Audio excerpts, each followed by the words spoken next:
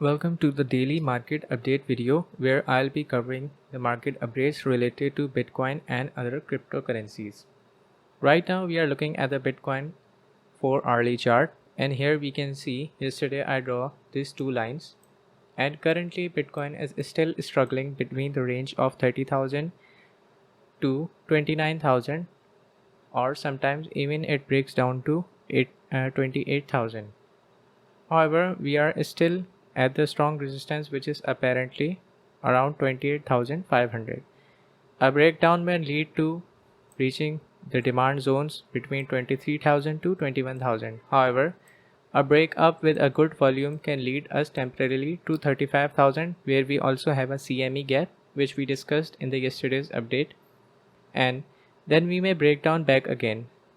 As you all know that we are still in quantitative tightening phase of the United States Fed, and the stocks are temporarily rallying. It's a relief rally while we are still in the bear market, and the reason for being in the bear market is that we are still under 100 weekly moving average. While my targets still remain for the Bitcoin for 23,000 to 24,000 in few weeks or even start of June. This picture has been circulating all of the crypto internet, so I thought it'd be interesting to share with you. Elon Musk basically tweeted this picture of Dr. Manhattan, it's a DC character, sitting on the Mars with his back. However, if you see that the downtrend of overall crypto market started from approximately 15th November, right? And if we see his tweet today, he just tweeted that Dr. Manhattan is sitting with his face towards, and what does this show? Does it mark the bottom of the Bitcoin? Well, Bitcoin maxis are actually saying that it's the bottom of the market. However, I'll be sharing few of my views in this video, which may help you to decide whether it's the bottom or not.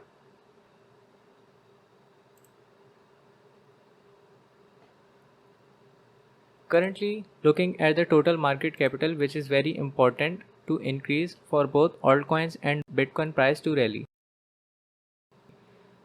Right now we are still under $1.208 trillion market capital, which is the strong resistance to the upward action of the market capital increase.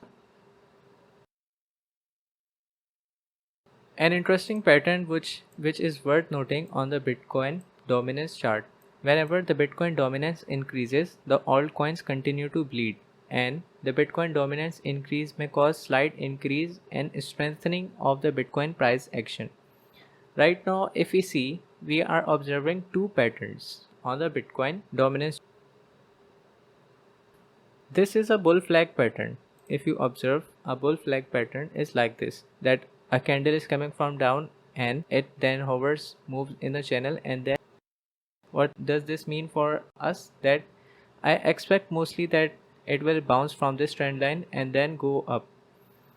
And this is also technically feasible and even fundamentally feasible for the Bitcoin to rally, that altcoins should bleed and the Bitcoin's dominance will have to increase in order for the Bitcoin to rally.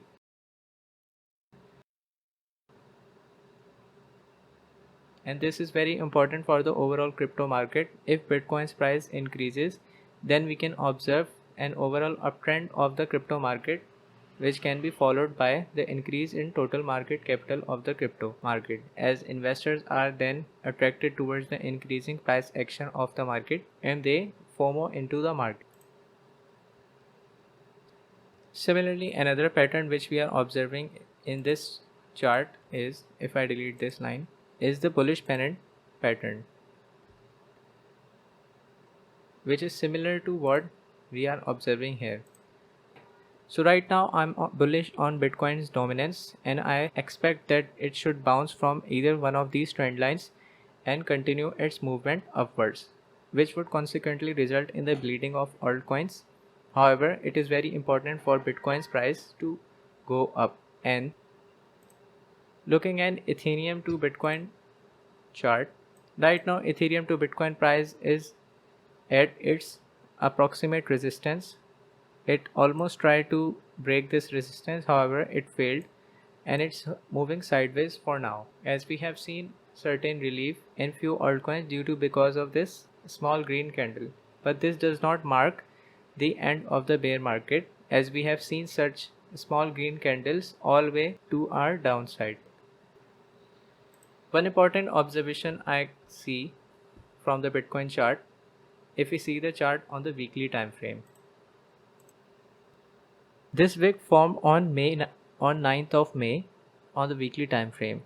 We went down all the way to the low of 26,000 on USDT pair. This has been varying because USDT has approximately slightly different value as compared to BUSD or USDT right now. So on the USDT pair, Bitcoin's value went down all the way to 26,500, and in some pairs it's 24,500, such as BUSD. What important thing worth noting is that after the following weeks we didn't observe any strong bounce, just like we observed the strong bounce here. What I feel like that since the following week candle filled the wick of the previous week, and similarly this week's candle is filling the rest of the wick of the candle.